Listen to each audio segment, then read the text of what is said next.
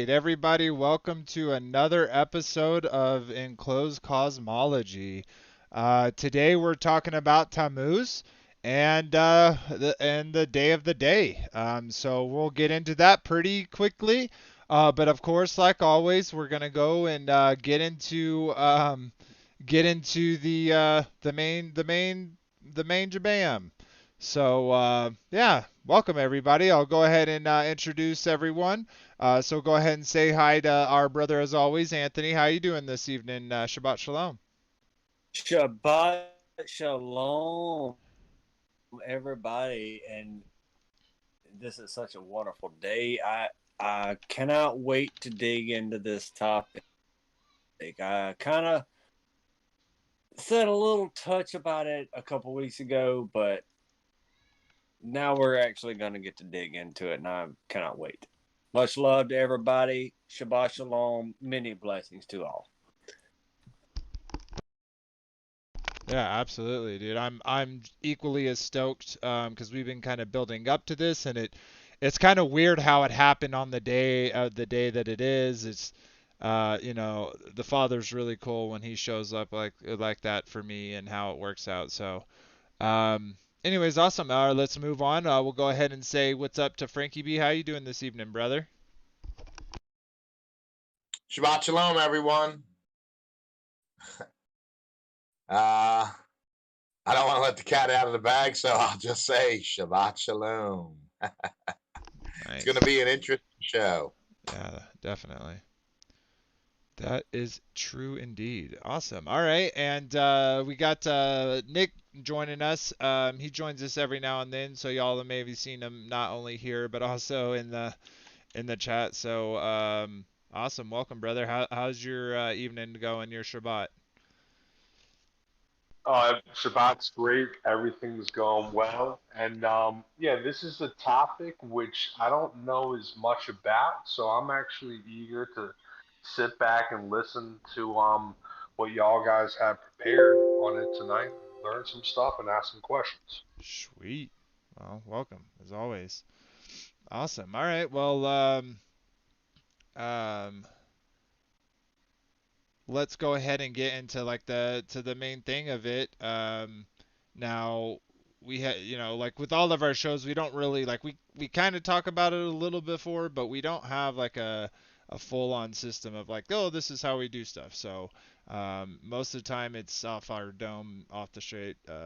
But of course we do research and all that. But anyways, um, so let's kind of get into it. So the episode is episode 12, Tammuz. So some people may already be familiar with this name, some may not.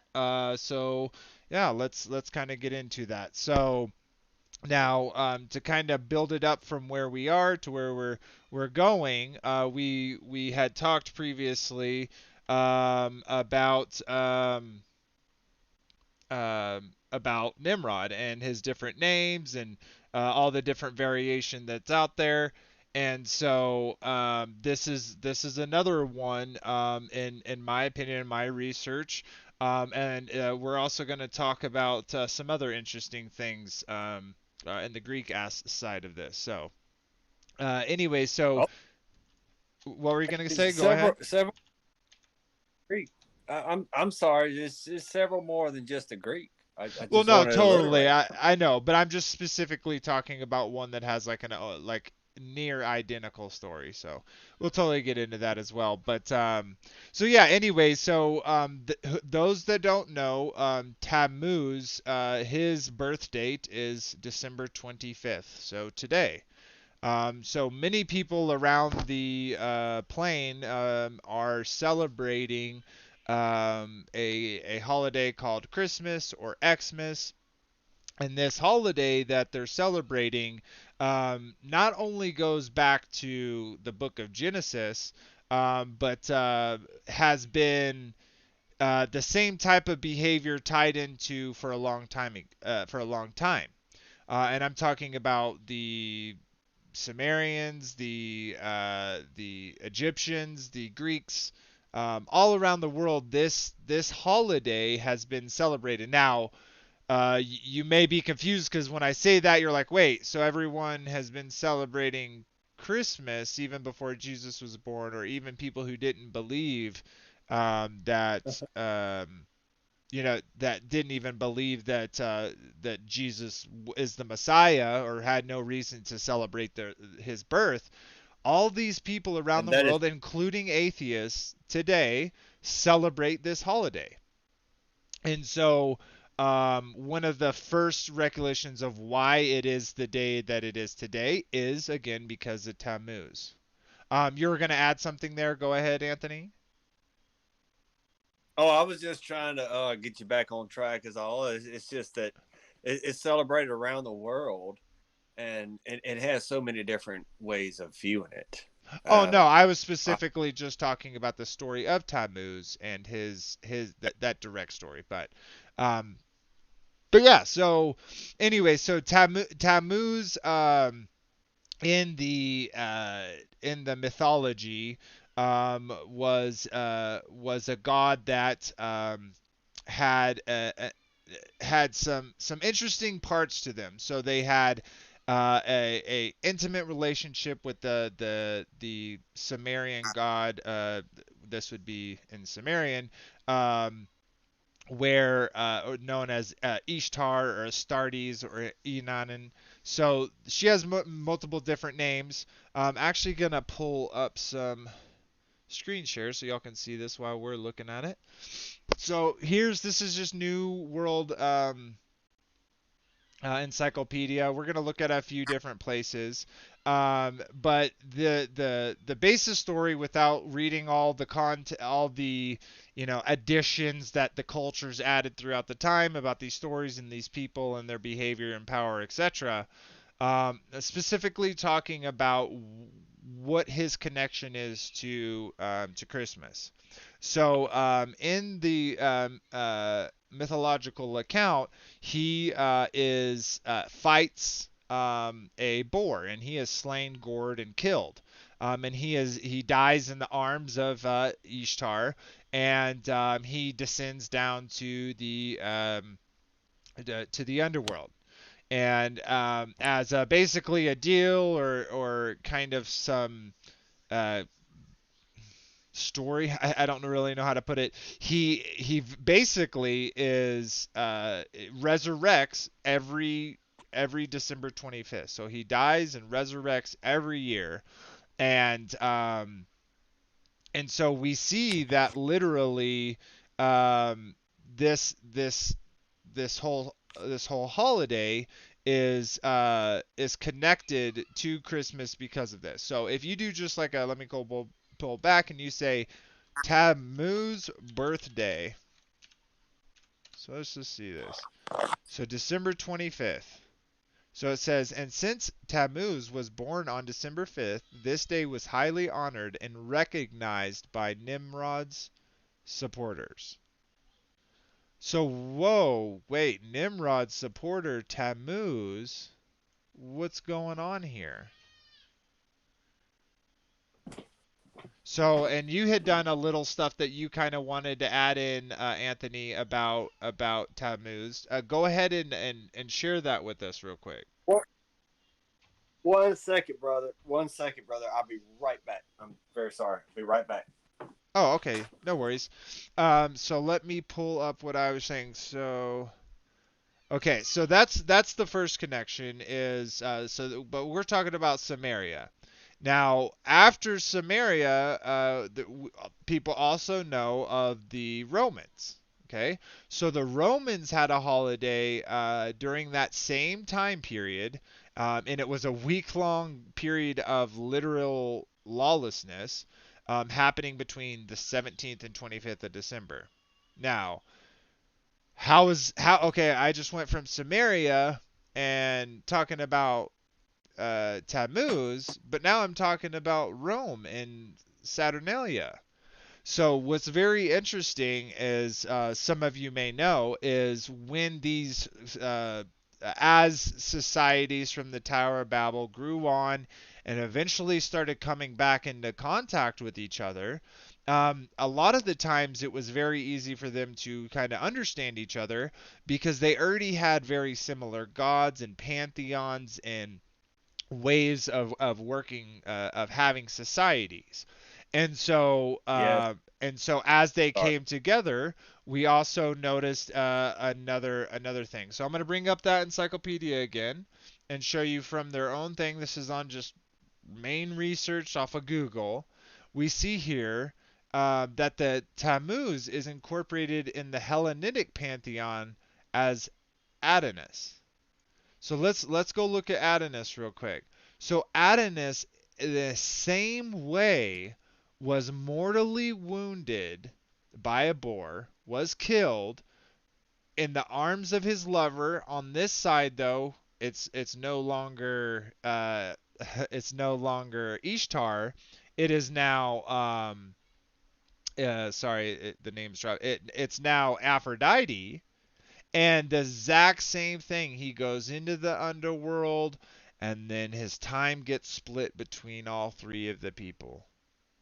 And okay, well, how is this connected again to this? So I want to take a quick little break on this and kind of talk about something else. So when we're looking at these accounts of mythology and these quote unquote deities, I will say that I personally believe that not all of them were real beings. I believe that a lot of them do indeed represent real beings that existed, but I also see that looking at all the different cultures and all the different mystery religions, that they also have characters who will take the personification, or will take the powers, or the you could even say the authority of another god, and become its own god.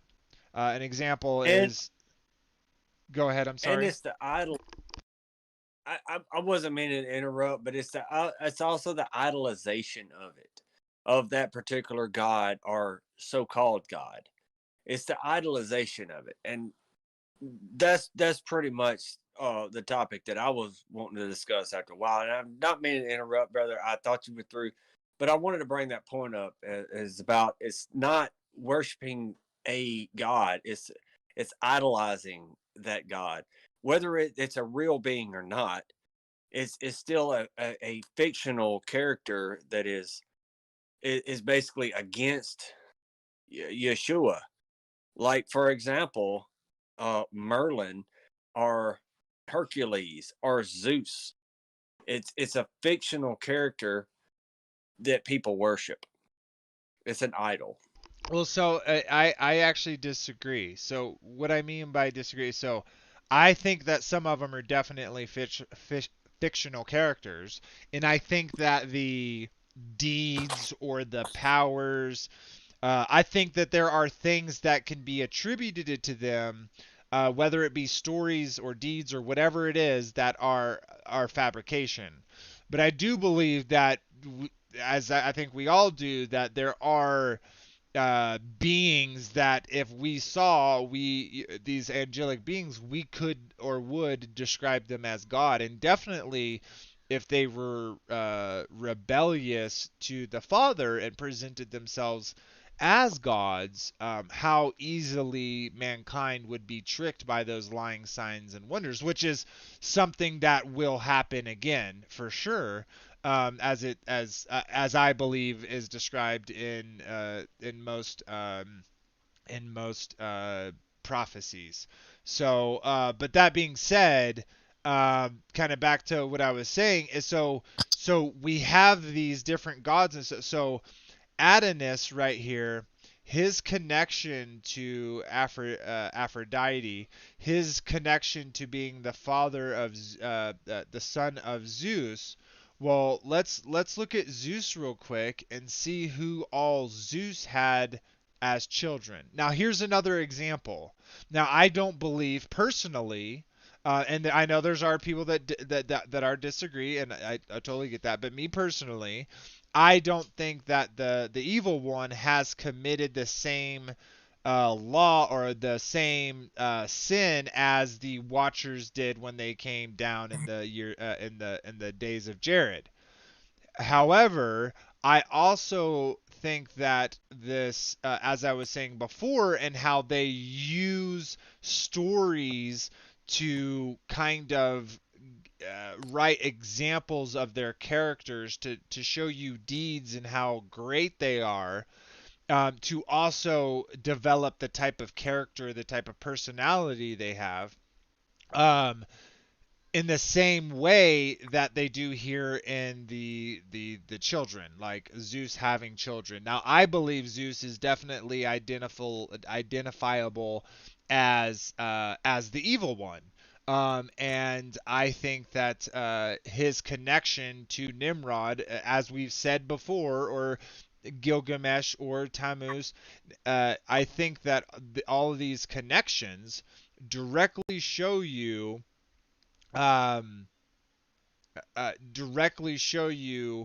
what these type of characters are and what they represent. Okay, so I already went through a lot of this developing these characters, and I'm not gonna go through and this isn't a we're gonna tell you every single name of Nimrod. There's tons of research out to do there. It's very interesting. If you're into that type of thing, I suggest you do it. I just wanted to give you a brief story, a brief like kind of sum up of where we've got to. Okay, it's the same person. We have this holiday that is celebrating specifically this person, and we've seen that cultures all throughout the world have done that exact same thing. And I've shown you a couple of examples of that. But Right, let's. right. I'm sorry. Go ahead. Go ahead. Oh no, I was gonna say I was actually gonna throw it over to you. Oh, I thought somebody else was trying to speak. Vader Bear, you and I had this bit of a discussion just a few minutes or so before the show started and all, and I think we're kind of leaning on each other's shoulders about a lot of these topics, and I think we can learn from each other because I learned a lot from what you had told me earlier, and I think that that it also ties into what you were teaching or studying, so to speak, as same as mine, and I think we should be able to put our heads together here. I think this puzzle piece fits. Um, One thing that I wanted to bring up is about um, Tammuz and Hercules and stuff like that. The gods that we've heard of in Egyptian and Greek and Indian history and even Native American history. It all is telling basically the same story. It's just different perspectives of it. And I think once we actually kind of get down into the nitty gritty of this particular subject, I think we'll see that Nimrod is basically all of these fictional characters as well. He is depicted as the anointed or the Christ to a lot of different religions. And also he actually invented a religion at the Tower of Babel and stuff like that. And honestly, I'm I'm not meaning to step on toes, but dude, man, I think we can really come together on how this is described. I think there's a lot to what you and I both see. Oh yeah, absolutely. And and like getting more deeper into the actual celebration at hand. Um, I know you had some stuff that you specifically wanted to draw up. I have some like things about just the general consistence. So if you'd like to go. If not, I can kind of just give the information that I kind of pulled up to show. Well, how about this? How about let's give the information that you've pulled up, Okay, and and let's go into afterwards the little bitty bit of a presentation that I have. totally. Um, even though I have to read like 2 hours of scripture, but I'm trying to break that down as best I can, For brothers and sure. sisters. Well, you could just use the whole Bible if it was scriptures that we shouldn't practice idolatry. But Oh, okay, yeah. So a few things. There's a myth out there. I don't know where it came from, but that his birth date was put that Yeshua's birthday, Jesus' birthday was on the 25th of the year 1 CE. Now, that personally makes no sense to me because of the dates that it gives you. Now, there is obviously different conflicting information out there. So I'll just say that, but will add a caveat after. So you have some people arguing that he was born on September. Uh, they say it's the September 20. Sorry, the December 25th. You have those that place it on March 28th. You had another person, a bishop, say that it was on November 18th. And then I think the most recent one, a guy by the name of Joseph A. Fritzmeier, uh, although he studied at the Catholic University Church, he placed it on September 11th, which I think is really interesting. Real That quick, it would be that Vader. day. Go ahead. My wife's birthday is November 18th. That would be so cool if that was true. So My, my little Yeshua. yeah, absolutely. I've kind of like the September 11th thing kind of makes sense to me because if it was a birth date in the Gregorian calendar, which really doesn't make sense, right? Like, so we're trying to translate it from one calendar over to another, which work differently. But anyways, um, I just think the September 11th thing is interesting because of what happened on that day. Because gravelers got to gravel. But so I said I was going to add a caveat. The caveat is I don't know if it actually matters because I feel like if it mattered the day and time and etc. that the Messiah was born, then it would have been, why wouldn't the father had said, "Hey, make sure that you put this information down so everyone knows and they don't have to fight about it." Right? It could easily been on the first year of the blah blah blah, on the second blah blah blah, Jesus was born, but they didn't note that stuff. So I would say, to me, that personally indicates that the father didn't put it there because it didn't matter. Now, am I saying that it didn't matter that the Messiah came into the world? Absolutely not. Like, absolutely. Um, but more than him coming into the world, like him leaving the world and defeating death is way cooler to me personally. So that being said, so that's the Jesus born. We know for 100% fact at least though that he wasn't born on September 25th. We already showed that Tammuz, Nimrod, etc. celebrate their birth date on the 25th. That's when it's recognized. Now, again, let's go back and say, why in Christmas do we celebrate it on December 25th? And so we showed the kind of gods before, and I brought it to Romans in Saturnalia. Again, they did it between the 17th and the 25th. Now, during this time, it's very much like it is today. The courts were closed. No one was be able to like. It was literally everyone could do whatever they wanted, and it didn't start over. Like nothing started again until after the 25th. And excuse me, um, in this time of Saturnalia, they would literally choose random people. They would intoxicate them, let them have all like the desires and pleasures and whatever they wanted to do, and then they would literally kill that person.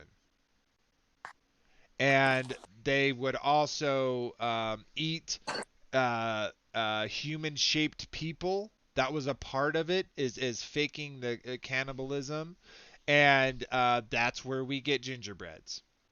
And so this main push for Saturnalia, um, to onto the Christians was intrinsically tied to the fact that it went.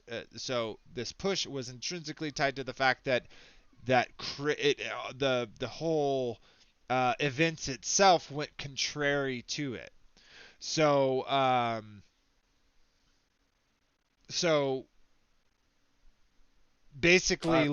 I, basically leading on to this kind of being observed here and there, but during 1466, it was the Pope Paul II who started introducing even more things into the society through the Roman Catholic Church, and that literally went on throughout the centuries until now we have kind of our modern day where we have a little bit of the pagan smorgasbord in the American home. We have a little bit of the Christmas tree, we have a little bit of the wreaths, we have a little bit of the of the Santa. We have a little bit of everything sprinkled on in the majority of homes in America, and also the majority, I feel like, of Christian homes in America.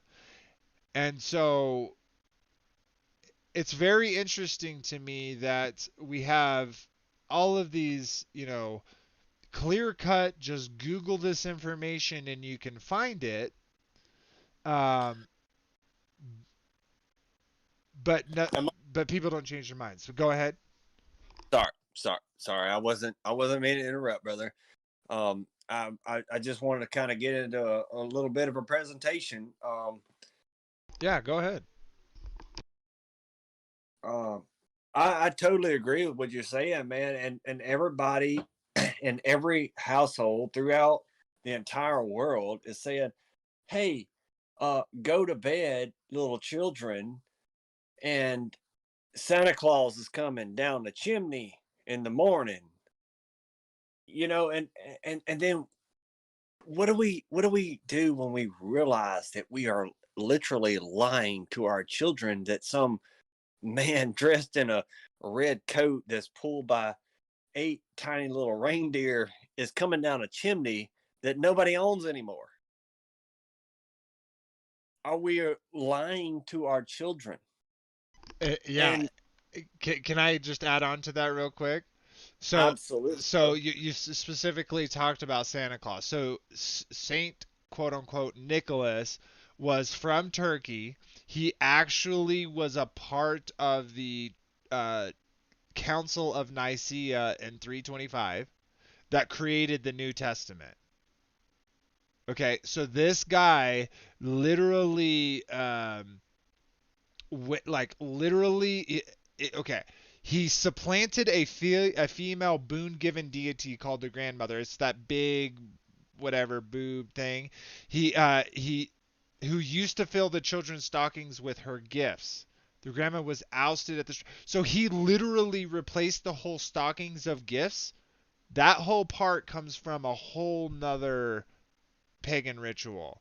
The Nicholas cult literally spread it out through the German and the Celtic pagan groups. Their chief gods obviously Thor, Balder, etc. And and when Nicholas emerged, he literally was he had a beard, he had mounted a flying horse, and he would fly over with heavy clothes during the winter. This is in the pagan and the Celtic religions. For the Catholic Church, the new Northern European people, they adopted and taught that he distributed gifts on December 25th instead of the 6th, which the other ones had done. So it's like we literally see here over and over that these pagan, even in the Santa Claus thing, right? There's like it's not just one dude with one pagan. He has just the concept of Santa has all of these pagan ideas smashed up into one. well, exactly, man. And I'm glad you clarified all that, because to be honest with you, man, I've got a lot to cover. And honestly, I'm really happy that you presented that way and or presented that fact in that way is what I'm trying to say. Sorry. Oh, no Um, worries. And just to kind of finish out there is, so we have this symbol, right? It's supposed to be Jesus's birthday, but then we have this character named Santa, right? And Santa can literally, he knows what you're doing. He knows if you're doing good or bad, if you're doing what you're supposed to. He knows if you're naughty or nice. He lives in a place that you can't get him. You never get to see him, but you have to believe he's there. Same way with Yeshua and Yahuwah, right? Though But it's the exact opposite, right? I know, Instead of I him bringing you spiritual love and feeding you that way, you have this other deity that's selling you into the world. Here, let's give gifts these days. and that's exactly what I want to get into. Yeah, That's let's hear it. exactly right. Yeah, it's an inversion. It's an inversion. Yeah. Yep. That's exactly right. It's an inversion. Just like every Hollywood show that we see on television, just like everything that we hear on the news, it's all an inversion of scripture. It's to make us disbelieve Yeah, scripture. it's to bring confusion and doubt. Exactly. It's like Well, I would like we to can bring all up see that in this, just real quick, it's kind of off topic, but we all see literally how they have the same playbook. They literally play the same plays over and over. They just change the names and the stage, and like the population believes it.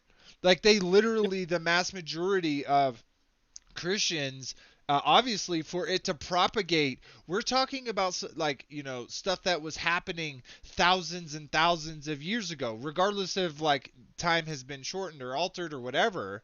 Like if we go all the way back to the Tower of Nimrod, we're talking about thousands and thousands of years that this holiday has been celebrated. And then when you specifically talk about the adoption of the different peoples, and chiefly among the Roman Catholic Church, of these beliefs, then stemming down to the Christians, and then you eventually have the Protestant, separation. But then the Protestant people, they're doing almost all the same things that the Catholic Church is doing, as in behavior. They just take one or two scriptures differently. And so, but I mean, just to finish, to draw that all the way out to where we are now, again, thousands and thousands of years later, we're not like, we have the ability to search these out. 2,000 years ago, a Catholic living in, or not a Catholic, listen, yeah, 1,500 years ago, whatever it is, a Catholic living in Rome, right, would have no way of, just a regular person would have no way of knowing that their their beliefs were intrinsically tied to beliefs that go contrary to what they profess to believe. And so this is the thing, is I think, and I'll let you go on. I think like one of the main objectives with Easter, or with Christmas or Easter, etc., is to get the majority of people who claim to be believers to accept the behaviors and celebrations of the non-believers. that is entirely the point that I'm trying to get at. 100% the point. But right quick, I want to welcome and say Shabbat Shalom to Daryl Lee. Much love to you, Hey, brother. Shabbat Shalom, dearly. How you doing this evening, brother? Um, right quick, I Shalom, and thank you, Anthony, for that, and Vader. Um, yeah, I love y'all's topic and where you're going with that. And one thing is if you look at how many the papacy had to kill, like during the Inquisition, to hide the knowledge of the true dates and the true things that people were actually learned from Yeshua, and what they were keeping, the laws and all that they were changing. and they killed numerous people that wouldn't keep the Sabbath or do whatever the papacy said. That's right. Tycho Brahe was burned at the stake for saying that Copernicus was wrong. Exactly. Can I say something? Yeah, of course. Yeah. This whole thing of deception does nothing but leave trauma in our children. Because, we tell them about Jesus, we tell them about Santa Claus, we tell them about the Easter Bunny. And then they find out these things are lies. And then Yeshua gets thrown in with that. Yep. And they don't trust the spirit because, their parents lied to them about Santa Claus, the Easter Bunny, and all these other pagan rituals that are tied into it. And it causes trauma in them. And then they don't trust anybody. They have no trust. They have no trust in Yah. They have no trust in Yeshua. And it causes separation in our children and in all their development years. And then they start to question everything. You know what I mean? And that's definitely one level of it. I also say that I Oh, know Christians that still celebrate Christmas but don't ever talk to their children about Santa. I still think that that's an issue. But wait a minute.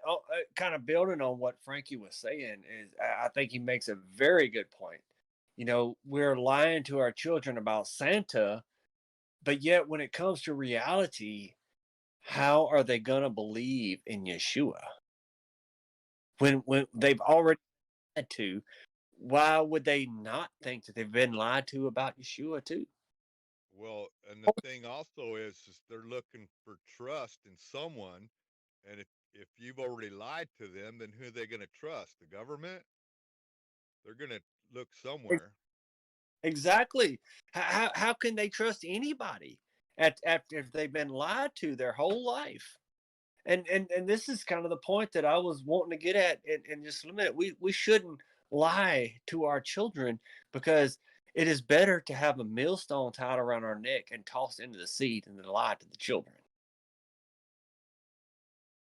Can't remember exactly where it says that, but I know it says that.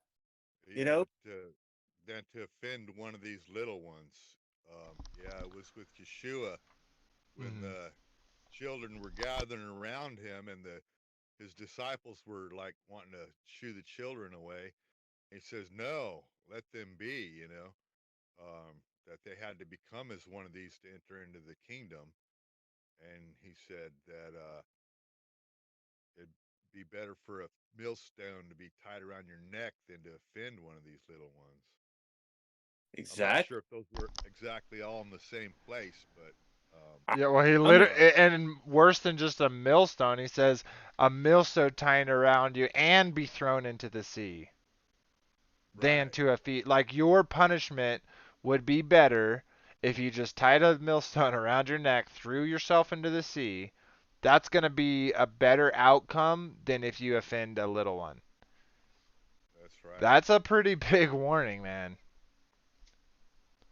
Yeah, well, God hates a liar, and that's what our culture does, and we prime them up to that, and then they're gonna buckle under peer pressure. They're gonna buckle under whatever the teacher tells them. They're gonna buckle under the government, and they're gonna have doubt in anything we tell them after that. It's So they're constantly going to be going through life unbalanced and not have a stable foundation. totally. I was just gonna say my children, specifically my daughter, she literally goes around to her friends. She flat smacks, but she also Santa smacks. She's like, you know, Santa's not real, right? And like she like even at school, my son does it too, and we'll have to literally be like, okay, like we all believe different things. You can't just go around telling people that what they believe in isn't real. So it's like this balancing of act of like, like I guess I would be pretty mad if I was telling my children that Santa was real and some kid at school told my children that he was, you know what I mean? Right. So, Well, we also have that battle going on with our flesh and our spirit. You know, the flesh has enmity from with Yah, and a lot of times, you know, when we want to tell people the truth, and they start to argue instead of our spirit trying to witness with them, then our flesh rises up, and we start trying to witness from our flesh, and then it gets heated, and there's no longer love. It turns into arguments and hatred, and Yes, that all stems you, from lying to each other. you're exactly right, Daryl, and I couldn't agree with you more. And that's kind of like a segue into what I wanted to get into tonight. Um, and if it's cool with everybody, Yeah, I'd let's like hear to it. get into information a little bit. But if there's any more questions or any more concerns about who Tammuz is and what this particular holiday represents, then by all means, I'm totally open to questions. Well, I did want to like make a comment on something you said earlier about some of these um, so-called fictitious or non-fictitious um, deities that people worship. You know, and whether they're real or not, we're bringing them into a realism. You know, like through video games. You know, raising them up to a statute, you know, and like in video games like God of Wars and stuff like that. I'm just saying, in God of War, man, I actually really liked that game because I got to go kill Zeus and kill Hades and kill like. I'm not gonna lie, dude. It was pretty satisfying being able to kill those Well, gods. what was your Did you know character in there? God of War was actually a representation of God? Really? Because he goes and destroys all the gods? I don't know Nimrod ever had those claims on him. Kronos or whatever his name was, Kranos or whatever. He is an exact representation of Nimrod, except it's all twisted. Well, of course, everything is inverted in this world, but I'm just saying, like, I didn't have a problem killing Zeus. Like, that was awesome. Yes, let's kill Well, Zeus. I understand that, but what my point was I was trying to make was what Anthony was trying to make No, I too, know. that the worshiping of them, we're bringing them in, erecting them from the dead into our virtual reality. That we're creating this new um, understanding, you know, and we're kind of raising them in our own minds, in our own um, understandings, you know, and it's a form of worship um, that we elevate these things to such a high standard, you know, and I mean millions of dollars and stuff go to these, probably billions of dollars go to these video games and virtual reality and this whole thing, but it's like a form of worship. Absolutely, brother. Yeah, well, any type of idolatry is, um, is worship, and he gives us fine lines, right? Like it doesn't have to be, you sacrificing something to an altar for it to be a form of worship. It can literally be just putting it above the Father. So he doesn't want you to put anything above the Father, and you can definitely make anything, anything your God, a God that you want to. Um, so Exactly. yeah, and this is the thing with when it comes to just the world is like when it comes to video games. To me personally, I wouldn't have read the Book of Enoch if it wasn't for video games. Literally, it was Darksiders 2, which led me because I learned about this character named Uriel, which was an angel in the game. And I went and looked at it, and I was like, oh, it's a book in the Enoch. Okay, well, let me read this. And then it from there changed the way that I look at the place we lived, which led to the way that I looked at scriptures different. That literally like changed me to to want to be obedient to the Father. And so like to me, I don't ever like to attack one place or another, right? Because like I'll give you an example. Like a lot of propaganda has been put through books, right? Like ideas of our society Oh, come from things like, To the Moon and Back by Jules Verne, or you know, Star Trek, Star Wars, like even modern days things, but then even to George Orwell's 84. So like, well, my point is if we talked about how they are able to change society through medium, well, books is definitely a probably the biggest, right? But I don't want to attack people who that read books, and say like, oh, this is a specific one where they have it. And so all I'm saying in general is I think we all have our issues with our own things, and we all know that, and I would hope that we would all, when we are um, convicted by the Father, to follow through, follow him and his instructions. And if he's putting something on your heart that you need to work on, and let's say that's video games or reading books or whatever it is, you definitely need to be able to give that time to the Father. That's what he wants. He wants you to go through him first. But anyways, we're totally getting off topic. Yeah. Well, I agree with you. I wasn't saying like video games are sin or nothing like that. I'm Yeah. just saying they can be, Oh, and through totally. that they are elevating and brainwashing, and that we need to be wise and careful about that kind of stuff. Oh yeah, absolutely.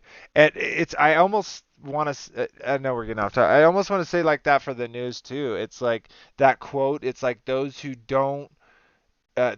read the news are misinformed.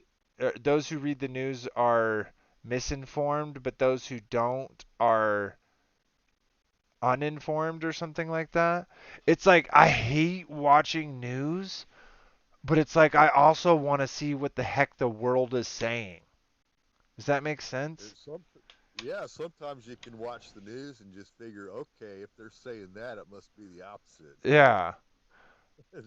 In some instances, it can give you clues where to look. Yeah. And Anyways, I'm totally sorry. We're totally interrupting Anthony, and oh, we okay, shouldn't do yeah, that. go Let's go ahead, ahead, Anthony. Uh, go ahead. with what you were saying, brother. all right. Well, Shabbat Shalom, everybody. I have a bit of a presentation, and I hope this doesn't take too long to read.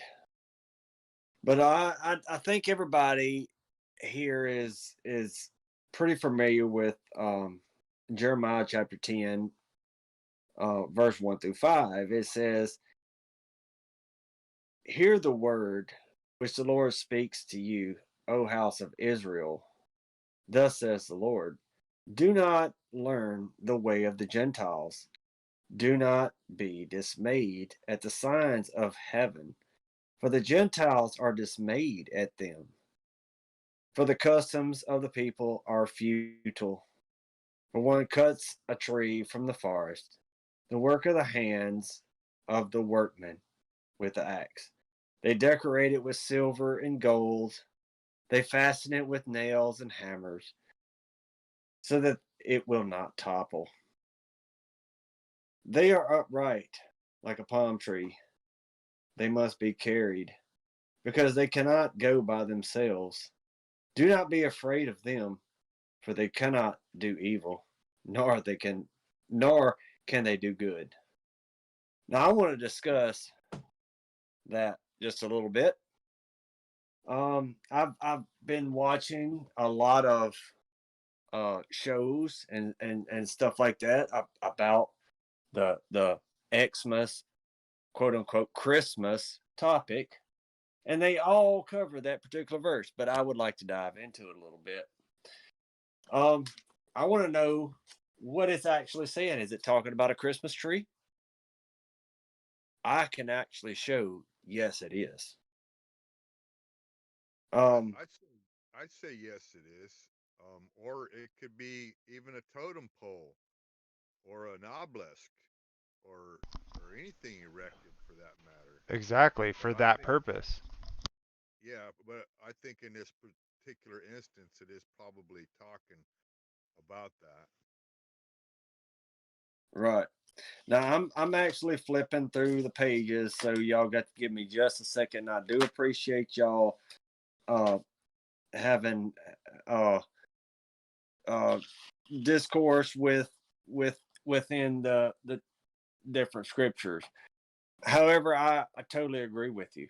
Now I'm looking up Leviticus 18, 1 through 5. Leviticus.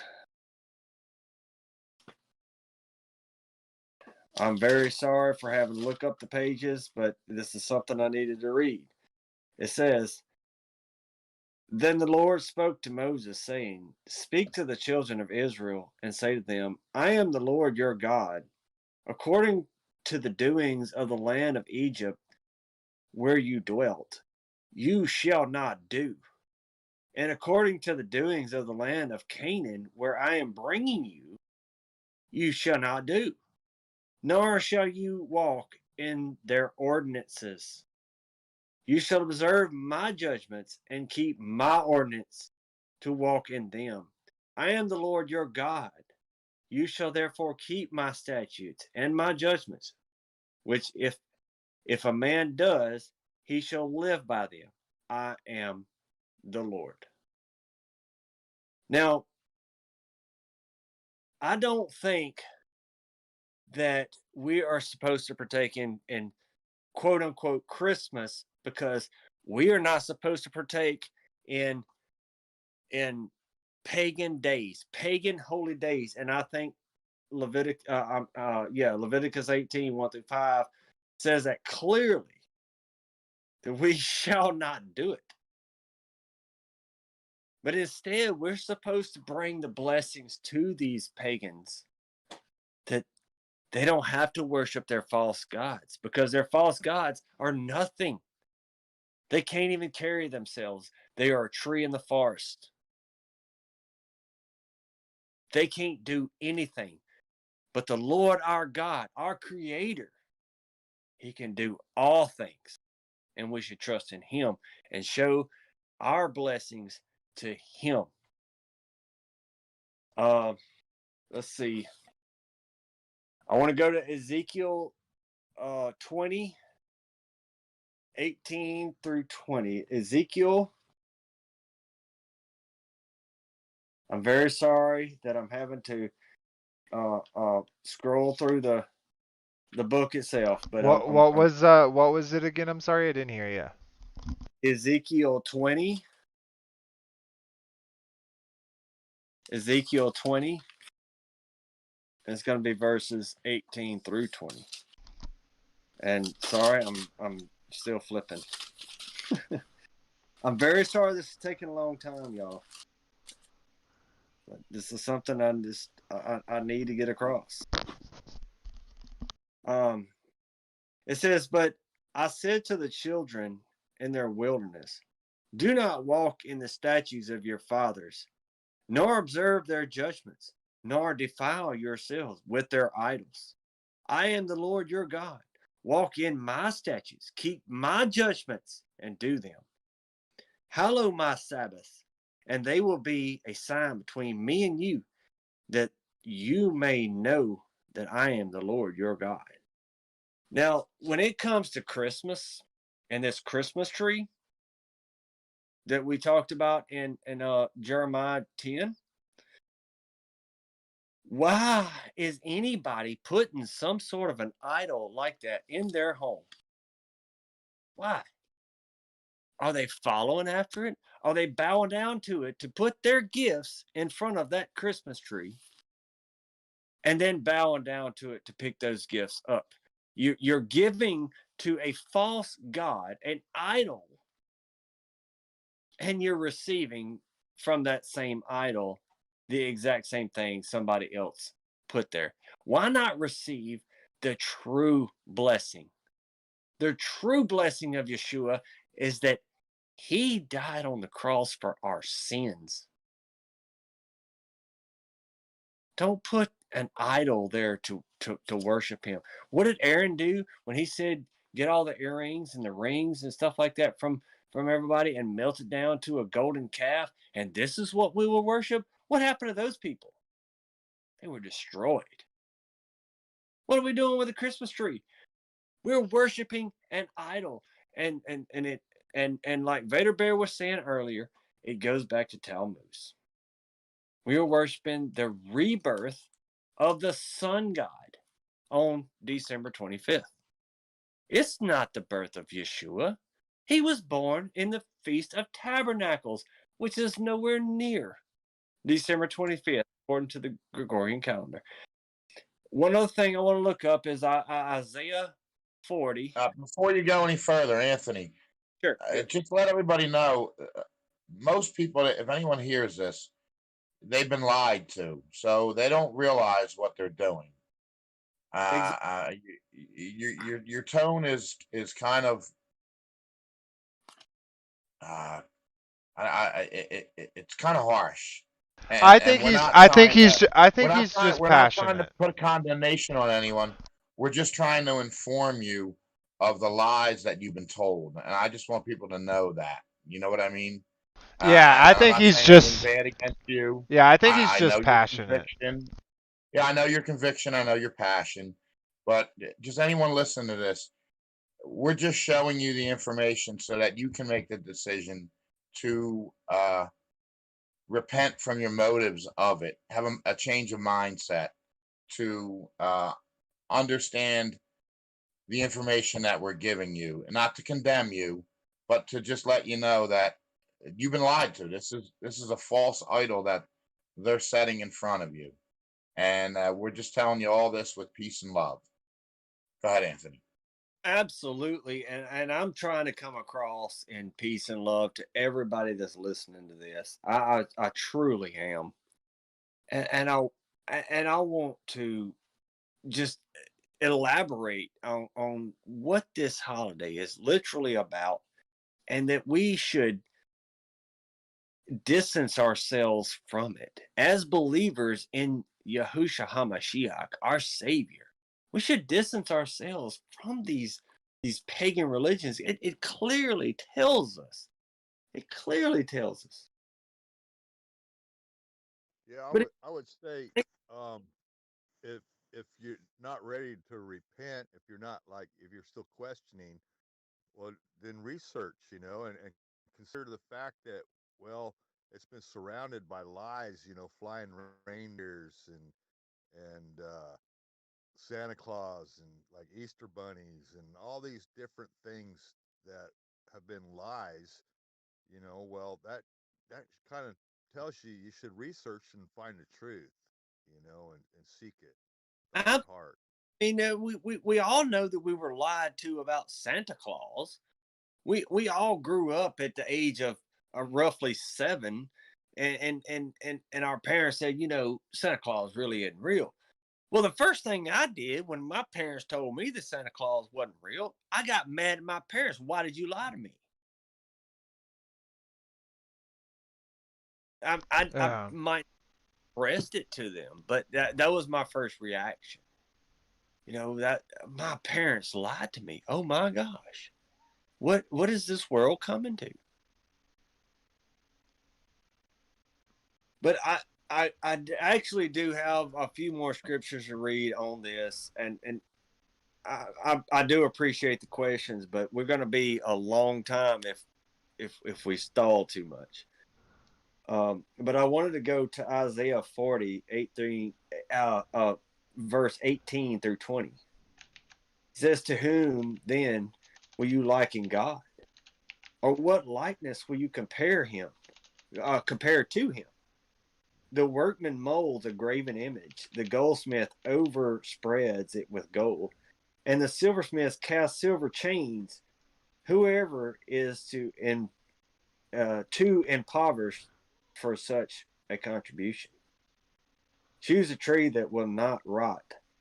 He seeks for himself a skillful workman to prepare a carven image that will not totter. And of course, a lot of us already know what 21 and 22 says about the circle of the earth and everything, right? So, that was another thing I wanted to bring up is, the Christmas tree itself. It's basically an engraven image that people have put lights and decorations and stars and balls and all this stuff on.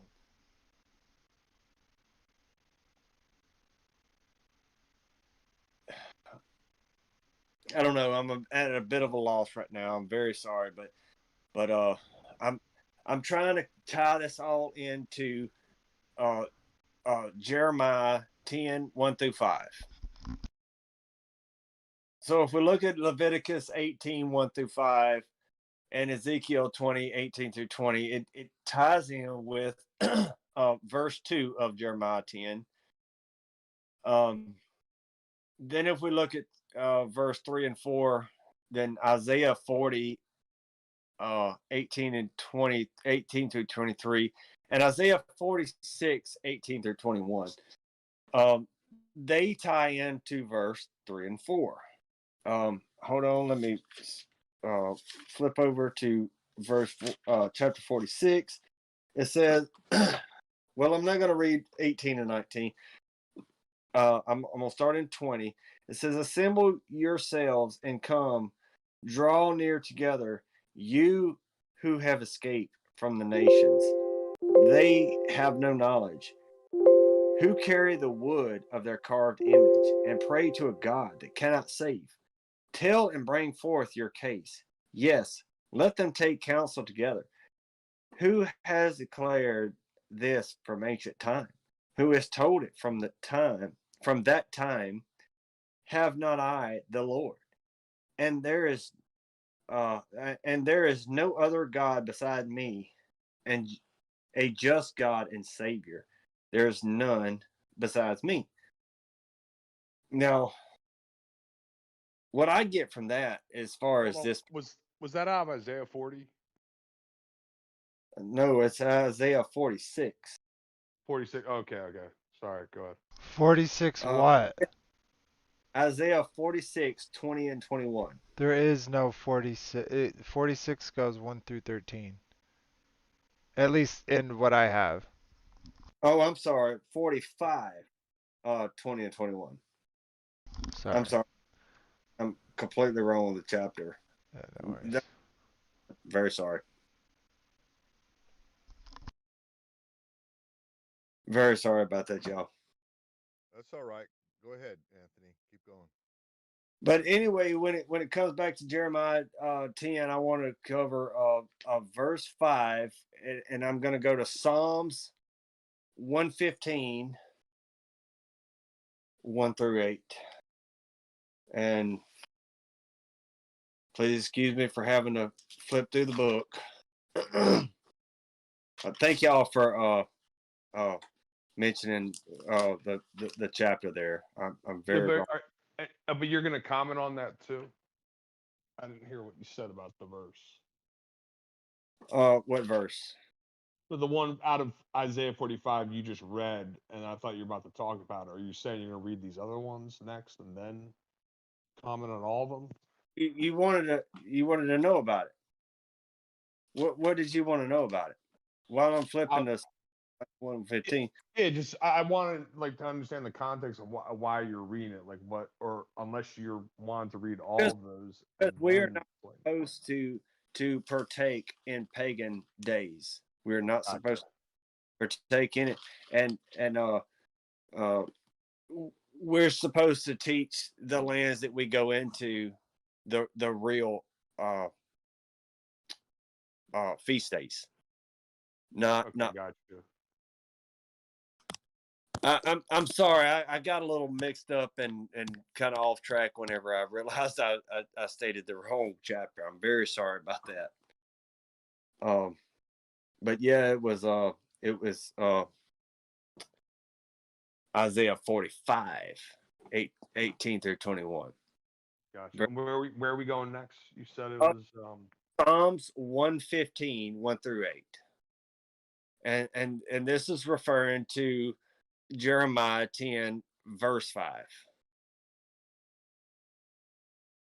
So Psalms 115, 1 through 5 says, 1 through 8 says, not unto us, O Lord, not unto us, but to your name give glory, because of your mercy and because of your truth.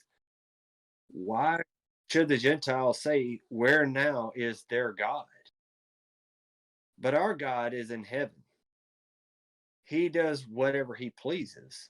Their idols are silver and gold, the works of men's hands. They shall have mouths, but they do not speak.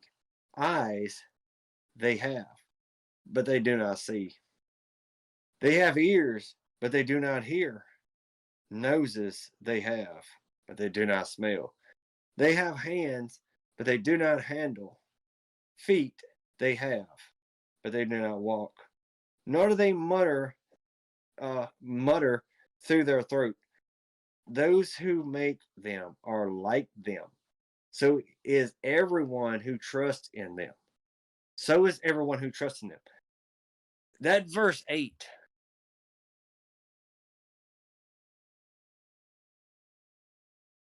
Did I just lose connection or something? No, we got you. Or I do. That verse 8 should wake people up. Those who make them are like them. So is everyone who trusts them. I'm going to try to end up my presentation just as quickly as possible, but I'm not going to read all these verses, but I want to point out a few more verses. If you got a pen and paper, just write it down and read them at your leisure. It's Deuteronomy chapter 12, 29 through 32, Colossians 2, 8, Matthew 15, 3, Hebrews 10, 25 through 27, Colossians 2, 16, Galatians 4, 8 through 11, Isaiah 66, 1 through 24, which I think we read, Mark 7, 5 through 13, Ephesians 5, 1 through 12, 2 Timothy 3, 1 through 5, 1 Corinthians 5, 6 through 8, 2 Corinthians 6, 17, Proverbs 4, 14 through 17, 1 Thessalonians 5, 22, and Exodus 31, 1 through 5, and continue. Abstain from every form of evil is what 1 Thessalonians 5:22 says. Abstain from it. And that is kind of my conclusion to my presentation, which I feel like I kind of had to rush it since I know there's possibly questions and we've only got a few minutes left. But before we end, I have a couple of quotes that I would like to read. We're good on time, brother. We still have like another 45 minutes, so. Oh, So don't be stressed out. Brother, I'm sorry. I'm sorry. I was looking at that the wrong number. I thought it said 9:41. It said 9:14. I'm sorry. But anyway, okay. I'll go over the quotes that I want to give my brother Ian Fiducia shout out tonight for giving me tagging me in with these quotes here. I picked out a few of them that I thought were pretty cool. I didn't write them all down, but I want to give a big, large shout out to Ian Fiducia for tagging me in this. And I'm just going to read it. It says, Christmas as a pagan holiday traces back thousands of years before to a man named Nimrod, founder of ancient pagan Babylon. And this comes from Christmas Unwrapped on the History Channel by Alan Mosanger. Now, of all places, the History Channel, for crying out loud. But anyway, here's another quote. It says, Jesus Christ was not born on December 25th, but December 25th can be traced back to Genesis and a man named Nimrod. Nimrod was a founder of a great false religion system that began in ancient Babylon that has always opposed the truths of God. It's time we face facts. This world is deceived, just as God prophesied it would be in Revelation 12:9. Satan is the power behind this deception. Satan is successfully pawned off the old customs of Babylonian mystery religion as being pleasing to Jesus Christ. Now, that's a quote from Why Christmas is Not So Important to God by Carl Hickler and Mark Jenkins. Another quote says, December 25th, not only was Mithra, the sun god of Mithraism, said to be born at this time of year, but Osiris, Horus, Hercules, Bacchus, Adonis, Jupiter, Tammuz, and other sun gods were also supposedly born at what is today called Christmas season, the winter solstice. And this is from The Two Babylons by Alexander Hislop. And Yeah. the last final quote that I'd like to read is, the winter solstice was a time at which all the sun gods from Osiris to Jupiter to Mithra had celebrated their birthdays. The celebration began adorned with the pine tree of Adonis, the holly of Saturn, and the mistletoe of the pagan druids. Tapers, which are also known as candles, represented the kindling of the newborn sun god's fire. And this is by Man and His Gods, page 201. And that concludes my presentation. I Nice. hope I bore y'all too much. No, Thank not y'all at very all. That was awesome. And I wanna real quick before I forget with the kind of the last couple things you said there is that's what I was kind of saying earlier, how like you have all of these gods from all of these religions that all share this same date of birth. Now, their stories aren't all the same. Their names definitely aren't all the same. And even like their birthing stories and stuff like that. All of those things are different, but the main kind of representation of celebrating their date, their birth on that date has been around for a super long time. So, um, to those that see this video earlier, I hope that you're not offended by this. We're not trying to offend anyone. What we're trying to do is say, hey, we all celebrated Christmas. We all celebrated Easter. We're all a part of that train. We're all part of that line of thinking at one point in our lives. So we don't, again, as Frankie iterated, we're not given this information as we're better than you or anything like that. It's we've gone through that same thing, and kind of wrapping it to what this group is, like eh, mainly about, if that makes sense, is where we live, right? This created enclosed place that the Father created us. And just a couple things. One is, don't you think it's really interesting how Santa also is intrinsically tied to the globe? Because we've always seen, how does he get around the globe?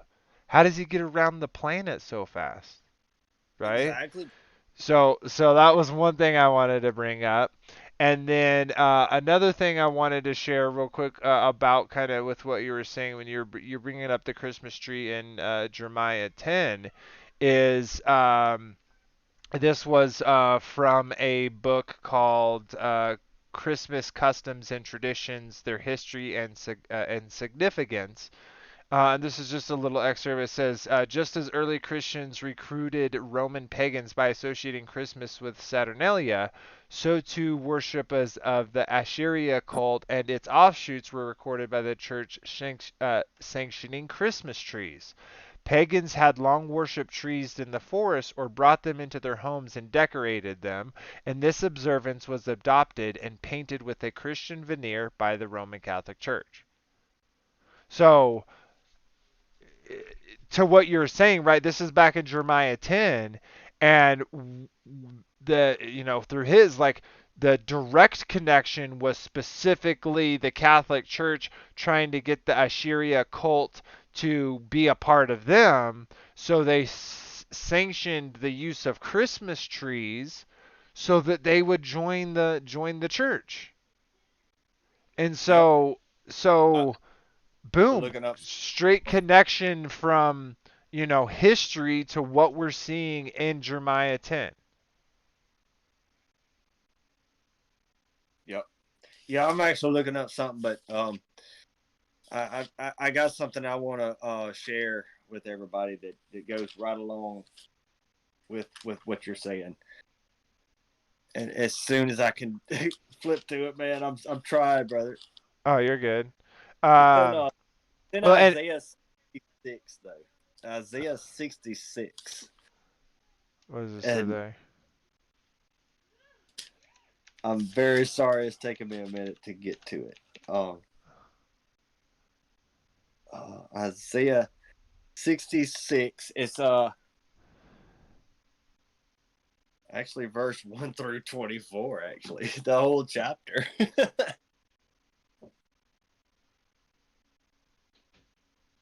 Heaven is my throne, and earth is my footstool. Where is the house that you will build me?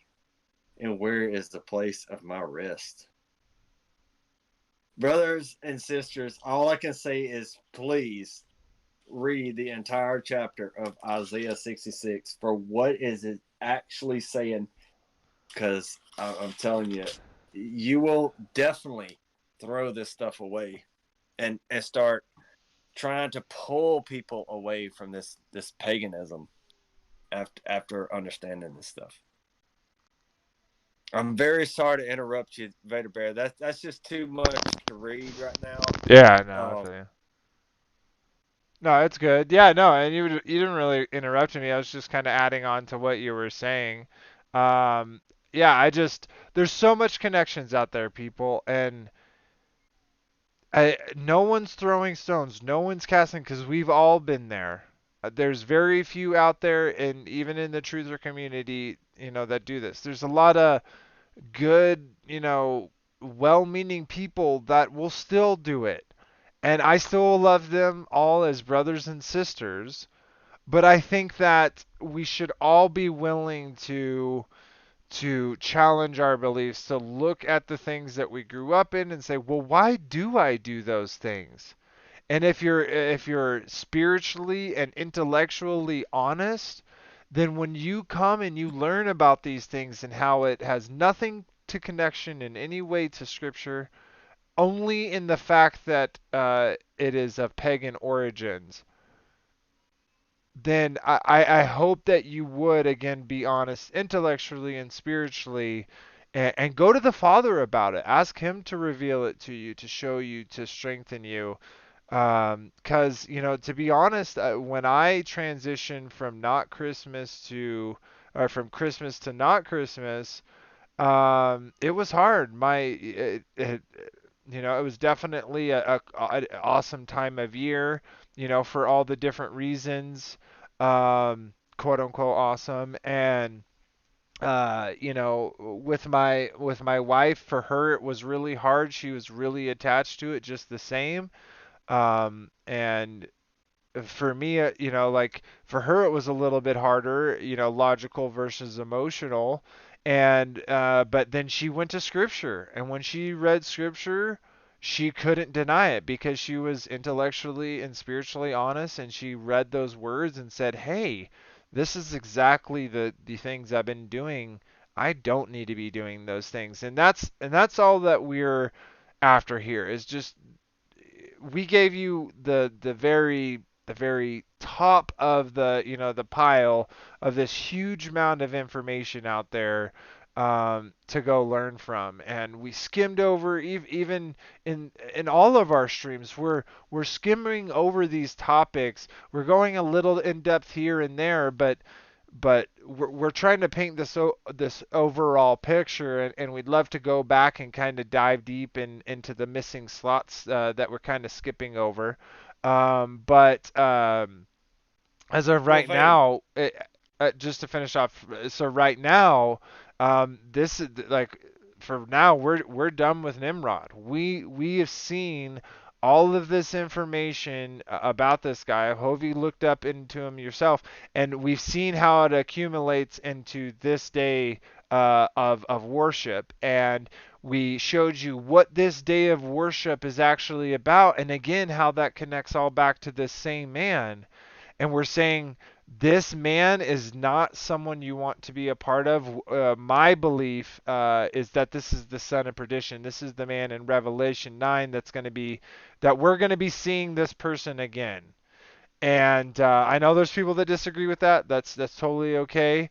But to me, this is the guy that is an important part of this story.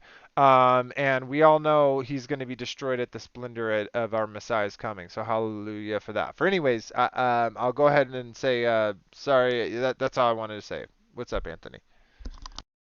well, I just kind of wanted to end. I think what you said was very elaborate and very wonderful, Vader Bear. I think you put it into terms very well. And also, like you said, this goes a lot more in depth than what we've covered thus far. Um, it's it's pretty much the whole Bible, and we're going to be getting into a little bit of that in our upcoming sort of series, sort of thing. We're fixing to get into Abraham. We're fixing to get into the war between Woo! uh and Abraham. Oh yeah, I'm so excited because now we've shown, and it's kind of interesting. We actually were showing. I think that last scripture you showed, Psalms 115, where there's all this warning, and then right after that, it starts to talk about like all the blessing, all like the good stuff.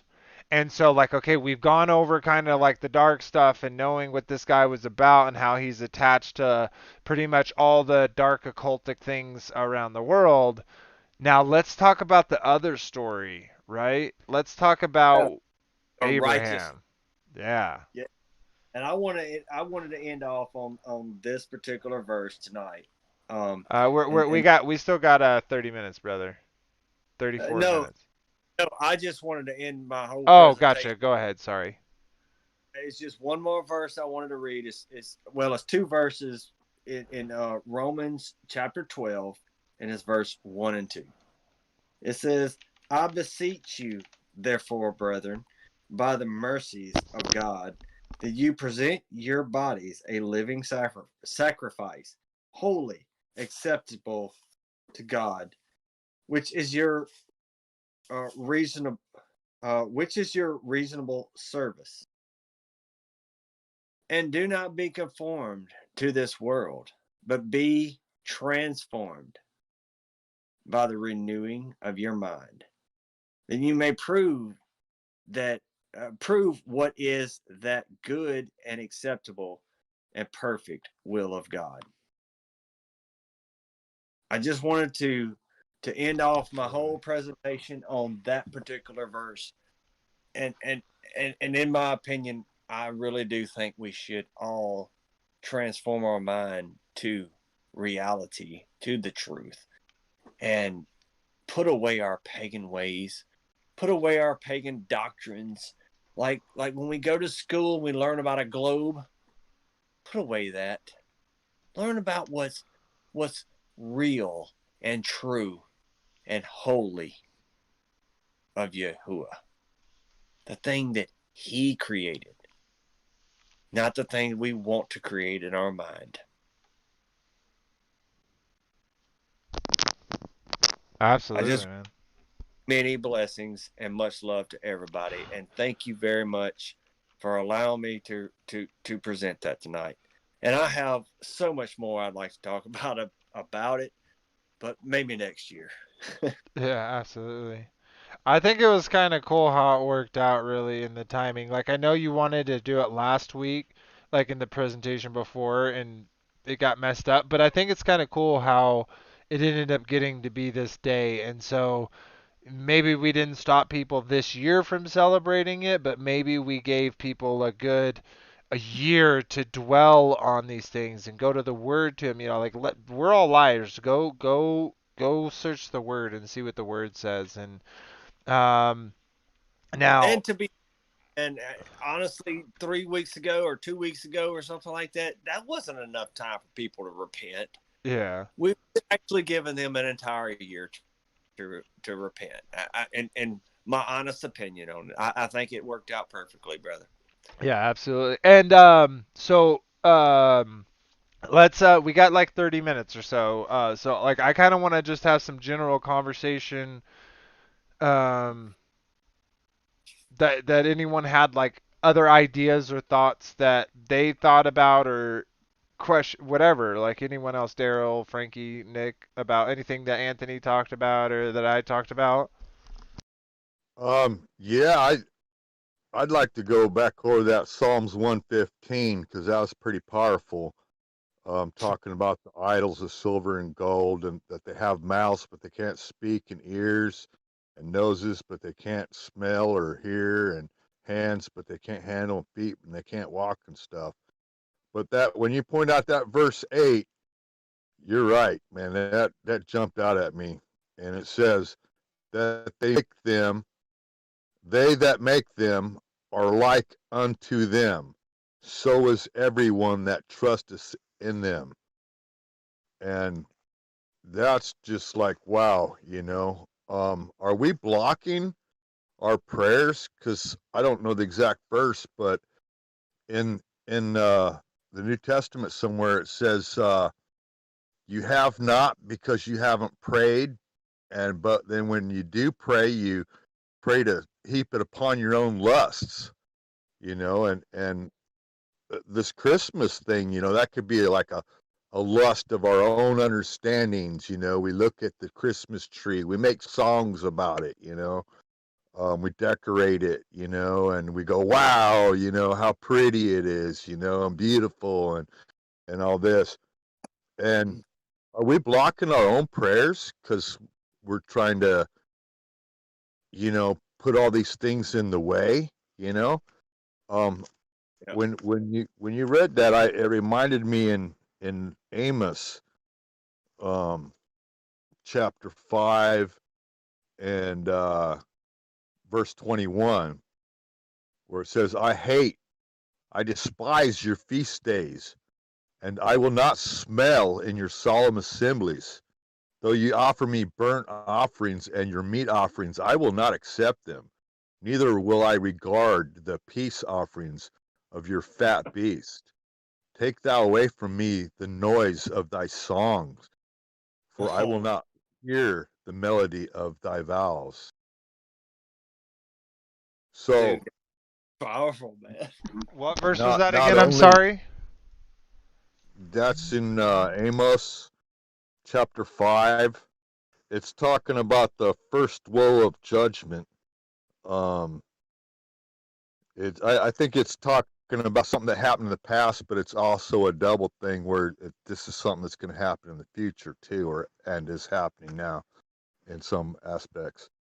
Um, but it's like we're we're we're like blocking, ourselves by putting these things in way. We're erecting idols between us and the Father. We're building like walls up, between us. And we're like, well, why can't we hear him? Why isn't he answering my prayers? Why is all this bad stuff happening? Well, we're blocking it, by doing these things that he hates.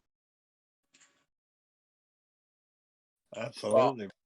well, first off, if you do it unknowingly, I think the Father will give you grace, but once you have the Oh, knowledge of it, you continue to do it. I But totally agree. I totally yeah, agree with that.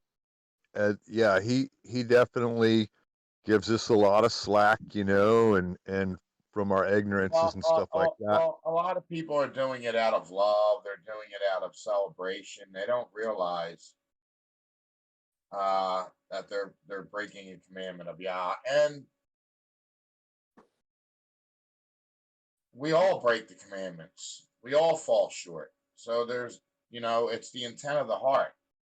Even the Torah is the intent of the heart. You know what I mean? So Wait, we got to understand that too.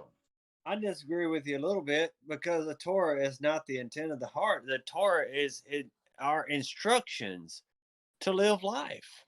Yeah, Well, but I think what he's also saying is like, and we would agree that like there could be something that's the letter of the law or the spirit of the law, right? So we're not right. saying live by the letter of the law, live by the spirit of the law, and but that being said, in the things like the Torah, right, and the instructions, when he's telling you to not make these graven images and not do these things, that is Torah, that is instruction.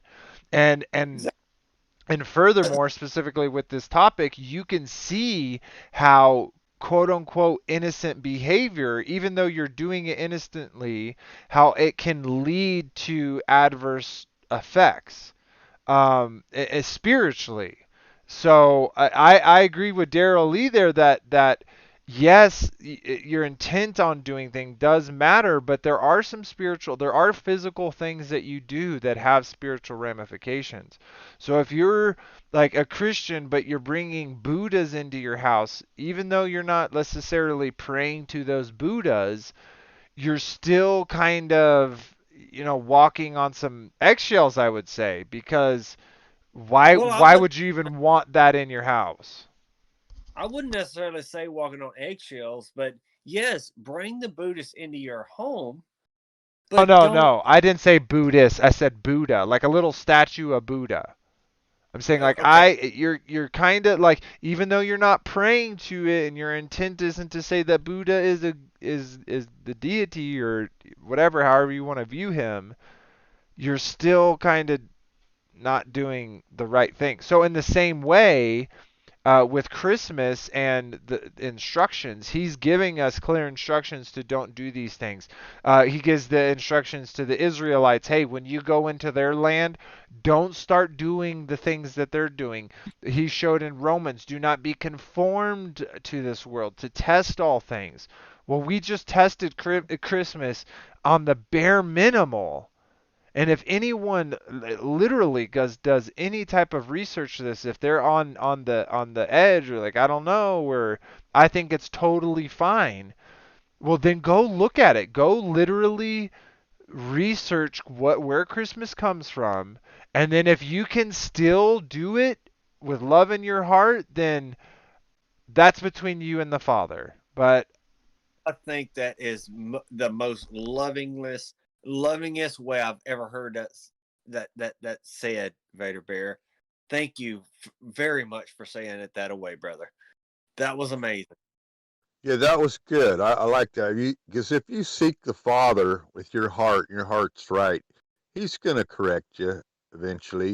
He's going to steer you in the right directions as long as you're willing and keep seeking. That He will present the truth to you. absolutely, he has definitely done it in my life many times. But like even this, like the behavior of like getting gifts and wanting this materialistic thing, right? And think about it, like as a parent, you almost have to keep outdoing yourself, right? Like excuse me, you have to keep like upping the ante. So like that when they're teenagers, you're buying them, instead of a couple $100 worth of toys and clothes, you're buying cars and you know what I mean? So it literally becomes like for me, I know my thing for Christmas is like, dude, I'm gonna get all this new stuff That's what I cared about. I didn't care about any like all the Christmas stuff. Like, yeah, they talked about it. They sang Christmas carols or hymns, but I didn't care about it. I just wanted the stuff. When are we gonna open gifts? There's a lot of peer pressure in it too. The whole world's doing it. You got to take that into consideration too. I I actually do for my because of my family and my daughter. Like my Yeah. daughter sees it and sees it so pretty and like like why don't we do Christmas lights? Why don't we do a pretty Christmas tree? You know what I I mean, mean? it's a And strong stand to no, stand for against sure. it. And then we have like all our family members that here, except like kinda my brother, all celebrate Christmas. So it's kind of hard to say like, well, no, they're like for her to see that contrast and Well, and you don't want to start arguments at your family get-togethers either over No, celebrating I, Christmas. You know I what I agree mean? with that, Frank. I agree with that. Don't start arguments at the family gathering and stuff like that. I agree. That's not I what. mean, God gives us grace, so we Well, got to give grace too, also. I'm still in the middle of a sentence, So, brother. all right, Uh, go ahead. I don't think that we should bring up this topic at family gatherings and stuff like that. However, I do think that we should look into this situation, check it out, and at least share it with our brothers and sisters and see what kind of puzzle pieces everybody has about the subject. Now, I'm not saying to everybody to go out there and just say, "Hey, I'm not doing Christmas anymore." Boom, bang. I'm not saying that. I'm saying talk to your family, socialize with your family, and talk about it and see how it could come about where everybody can get together during the quote unquote holiday season. I'm not saying to just throw it all away and just do away with it altogether. so we Okay. personally had to do that because Well, of our children. Because it's well, already confusing as it is, them walking and seeing all the things, driving in a car and seeing all the things, and us having, oh, they celebrate Christmas. So, well, um, some families only get together on the holidays. Well, exactly, and that's what I was You know what I saying. mean? Getting at. And you don't totally, want to be the one that starts an argument with the whole family. That's all I'm saying. totally. Yeah, If it's something you I have to do, totally get that. yeah, if it's something you have I to mean, do, that's the but only time you're gonna get to see your family, then I understand. right. But if you Yeah, I can get. choose not to, or like now after Christmas Well, is over, is the best time to start informing. Like, hey, did y'all know this? You know, did you well, know to that? Vader, Go ahead. also, your family doesn't have to participate. If your brother or your sister or your uncle or your aunt, they still want to participate, or you can let you know, your beliefs be known, and you're still going to fellowship with them because out of love and being in the family. But your household, you don't have to decorate. You don't have to do the whole thing. You know what I mean? But Frank, it's about a belief altogether. Yeah, I And know, you but everybody doesn't have our beliefs. You know what I no, mean? And no, you can't force your belief on someone. You can give them information Frank, and let them I don't think he's and trying and to be pray for honest. them. Frank, That's Huh? Well, a I that's belief, not like really what fair. I Frank. like Hold what on. Frankie said earlier about that we we need grace and we got to be graceful too. It's written that mercy is for the merciful, and in these kind of things we got to be careful that we're operating in the fruits of the spirit out of love and stuff, because it's so easy for us to get prideful and our flesh Sure. rise up and say, I'm trying to make a point here, it's Well, by yeah, our you flesh instead understand. of. So all my aunts are Catholic, and they're not going to give up Christmas. I mean, I can share, what the symbolism is behind it, but they're all Catholic, Right, and they right. follow their And Catholic that's what I'm deities. They saying is, follow. It's They're by the way we religious, make our Bro, point. you know what I mean? If we make our point But as for me in with my through house, the though, but as for me in my house, I can make a decision not to. all right. We stepping on You each know what other's. I mean?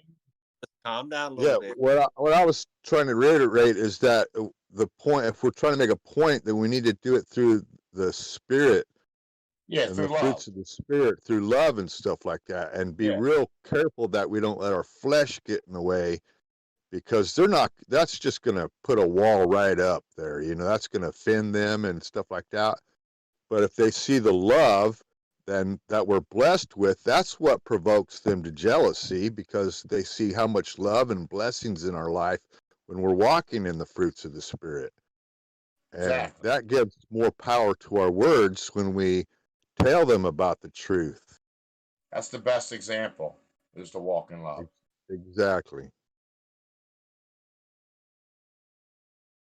What were you going to say, Anthony? Oh, I was just wanted to say, hey, let's get back to basics because we're actually still live and everything, and this should be for the after show stuff. Yeah, we're acting like the after hours, ain't we?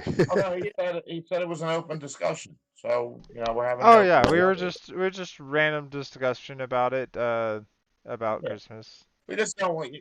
We're just putting information out there. We don't want people to go starting arguments with their family either because of their conviction. I mean, and then we're going to be held accountable for that. You know what Yeah, I mean? Right. I totally agree. I totally agree. I don't want I to sow discord. in depth.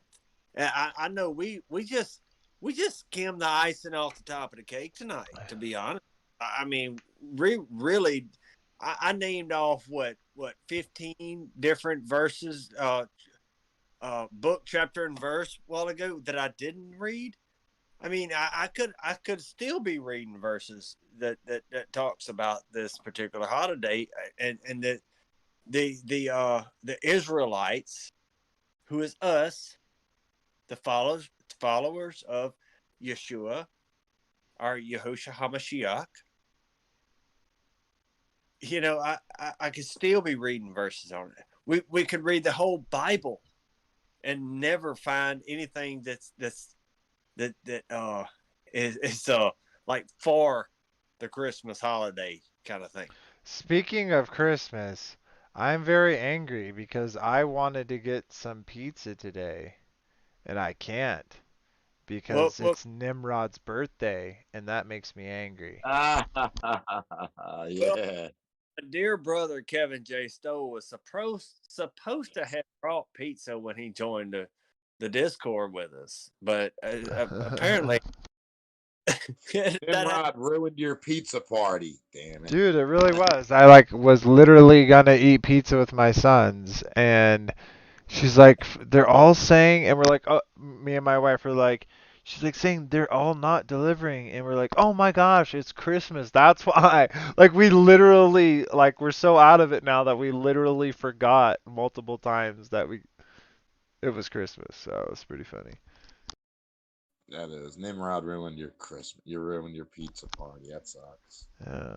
I want to decorate a pizza like the earth, nice and Nice. flat, and pile up some stuff for the land, real Dude, good wouldn't it be cool? sausage. Like, what if hey, we made a flat Earth, like pizza joint where like when the pizza like we only made one type of pizza and it was just like the Gleason's map and we just like every pizza was a Gleason's map.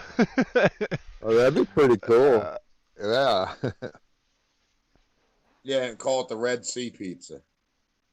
well, I just want to say one thing, and I know I'm gonna have to say it again, but I just love y'all.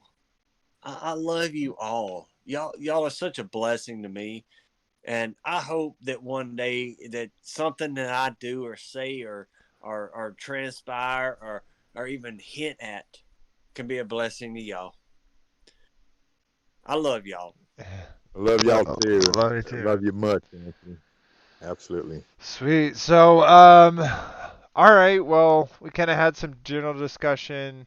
Got about 10 minutes left. So we're gonna do our normal kind of things that are out. But, um, kind of want to work on what we're coming up next. We're obviously always working on getting new people to join the table. So always join us on in Discord. The links in description. But that being said, we're working on some other special guests.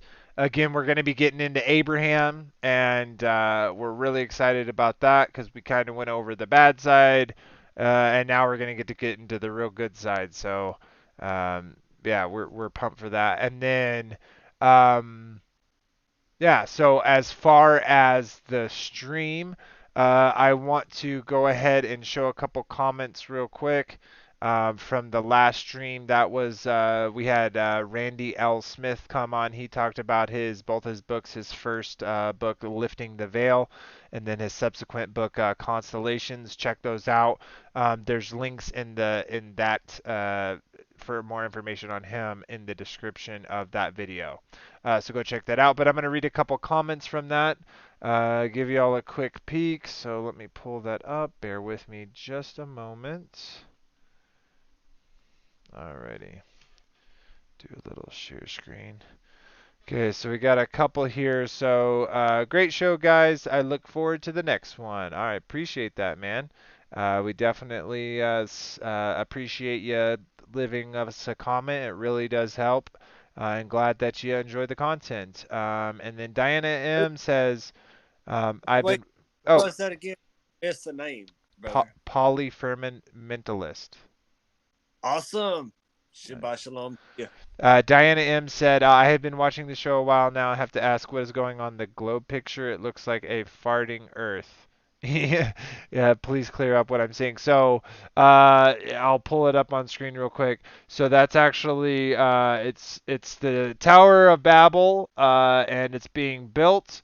And then a gust of wind comes and pushes a third of the tower over. A third of the tower sinks into the ground, and then the other third of the tower is burnt by fire from the sky. So that's what's going on. So to be It honest, does look like it taking a giant dump and then the fart comes out. I gotta be honest with you. dude, It does look like that. Oh, I can kind of see that. um, I guess I'm looking at a big screen and people are looking at a small screen, but if you look at it Yeah, on a yeah, big that's screen, how it it looks looks pretty on better. YouTube. That's funny. yeah, I love it though, man. I love the fact that it looks like the globe Earth farting.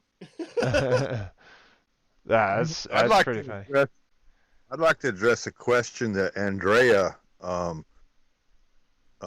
mentioned that like having the gathering with your family, that they're celebrating that. Isn't that like participating?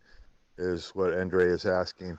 I Um, would say yeah, personally. It's hard oh, to I would say go ahead. I would say that we're in this world, but we're not of this world. You know, we still got to walk down and around people and socialize and all this stuff. You know, it's like if you're sitting down at dinner with and one of the servings is pork and you don't eat pork, well, you're just going to pass that by. You're not going to make a bunch of rude comments out of love. You're not going to sit there and try and diss what people are eating while they're eating it, and make an argument. That's going to ruin the whole understanding of family get together out of love.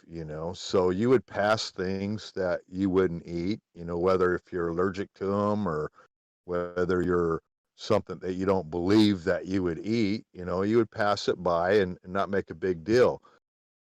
And so you wouldn't be participating in that one particular dish, but you're still participating in the family gathering and the love. Some of them might think that it's about gathering because of Christmas. Well, that doesn't have to be your understanding. Well, Yeah, can I? Vader's Can, wife dealt with that. She answered it really good. Your wife answered that really good about not taking the children to the Christmas gathering because it would be lame for them to sit there and watch other children open up gifts. So, well, yeah, can she I? dealt with that tactfully and really good. Yeah, Go that's a ahead, good Anthony. point too there. Thank you. Very sorry, Frank. I thought you was done a couple times, and I Well, I'm just trying to get a word in edgewise, buddy. yeah, me too, man. And I'm very sorry for interrupting, brother. I'm All right, very. thanks. But can I share with y'all a particular uh something that happened in my life Yeah, when it comes. can I just get through this real quick? I just want to finish the comments. So on the other one on our video, we had my lovely wife said, "Great show, adding those books to my wish list. I'm excited to read them too." And then I want to say this one, Andrew Matthew 2.0, he said, "Unsubbing, this is mind control. I don't have time for this. 6 minutes of MK Ultra music." Okay, I don't know why you're calling it MK Ultra music. I literally picked a free song that I thought sounded good. I'm sorry that you don't appreciate that song. Unfortunately, like I can't, like I don't know what MK Ultra even I don't know. means. I think he's just saying electronic music. But regardless of that, I understand, brother. If you feel like that is the deal killer, I'm not gonna try to change your mind, but I would just say that there's no mind control or MK Ultra trying to go on. So sorry that you feel that way. But anyways, yeah, that was the comments that I wanted to share. And then we can kind of start wrapping it up. So if you'd like to share what you'd like, and then we'll go ahead and say our goodbyes.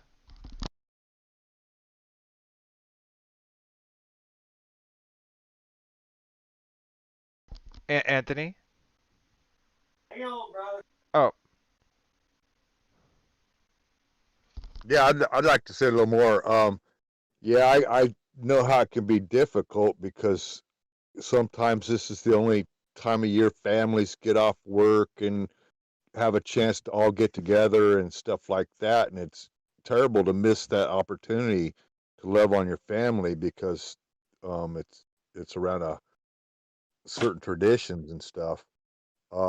Maybe you could work it out a way like say, well, It's a if your hard thing. kids are gonna open up the presents at this time and y'all are gonna do the whatever traditional stuff around the tree and all that kind of stuff, then if y'all do that at this time, we'll come a little bit later and just for dinner, and we'll all sit down and gather for dinner. You know, um, there could be ways of still working it out. well, Yeah, it's a hard thing. the good thing about at least with our family in our situation is we see them quite often, like for other events.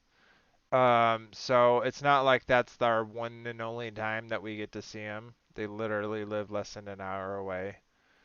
So, and Okay. then most of my other family lives right here. Like I see my brother every day, of not every other day, and my mom every day. Like when school is doing, because she helps with this my daughter's homeschooling. But anyways, so yeah, I definitely think like, and I'll say this, like no one is telling you how to repent. What I mean by that is no one's telling you how to walk out your salvation. So if for you it's just a matter of saying, okay, I'm gonna go, but I'm not gonna participate in this stuff. If that's, like whatever the Father leads you to do, that's what you should do. Go to the Father for it. No one can tell you stop instantly, cold turkey, start preaching against it. No one's telling you what to do. Again, go to the Father for it. But um, definitely appreciate that. But we're pretty much almost out of time. Are you back, Anthony? Did you want to tell your story here quickly? Yes, I'm back, and I'm very sorry for that. I don't know if I've got some sort of a bladder infection or something like that, but when I got to go pee, I got to go right then. But I'm very sorry for stepping away. But I did want to kind of bring up a couple things, a couple of shout outs. I want to tell you all that I appreciate you all for checking us out and sharing us and hitting that like button and then your comments and stuff like that. And look, if you have a disagreement with us, that's what we're here for. we want to hear your disagreement and we want to discuss it. We want to hear your puzzle piece, because your puzzle piece might not fit one way and our puzzle piece might not fit one way. But if we bring it together, then our puzzle pieces may happen to fit one way or another.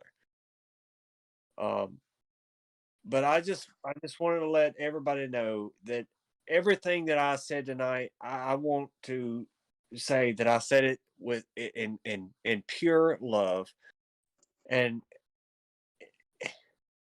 I just hope everybody listens and understands. We have a little time. We have a little time to get right. Just repent from our wicked ways. We should never ever take up the doctrines of false gods. We should preach our one true God to the doctrines of men. And with that, I conclude. And I just want to say much love, many blessings to everybody, and Shabbat Shalom. Awesome. Thank you for that, brother. Shabbat Shalom indeed. All right, Daryl, you want to say your goodbyes to everyone? Yeah.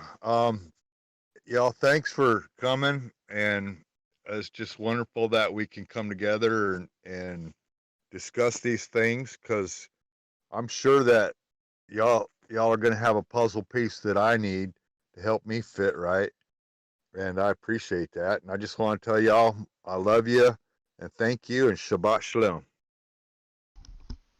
Awesome. Thank you, brother. Shabbat Shalom indeed.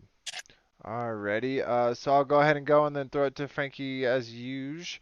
So yeah, thank you all for being here. Those that are with us live chat all the time, we see you, we love you, we appreciate you. Thank you to all those that watch it later, whether on Take on the World or on our Enclosed Cosmology Fellowship YouTube channel. Speaking of Take on the World, thanks, Chris. Shout out to you, Chris and Liz, for letting us use your platform. We always like to say thank you because it's such a awesome thing that you allow us to do, and we have much gratitude for it. And to the panel guys, I love you so much. Thank you for showing here and talking to us and having this conversation. And I know there's always points of contention or disagreement, but I love that we're all brothers and we love each other. And above else, that's so important. So other than that, I love you guys. Thank you for being here again. And Shabbat Shalom. I'll throw it over to you, Frankie. Yeah, I just want to let everyone know we're all bound together in love and unity of love. It was the main thing that Yeshua came to teach. And this is a difficult time for making stands and dealing with your own salvation. So, but just remember that your love is your witness, and the love is the only thing that is going to really lead people to Yah and the Father. So just continue to walk in love and be filled with the grace and the love of Yeshua. And this is our song, Love is Your Witness. I hope it blesses you. Shabbat Shalom, everyone. Have a great Sunday, and just enjoy your week. Shabbat Shalom. Shabbat Shalom. All right, guys, y'all leave. Go to the other channel.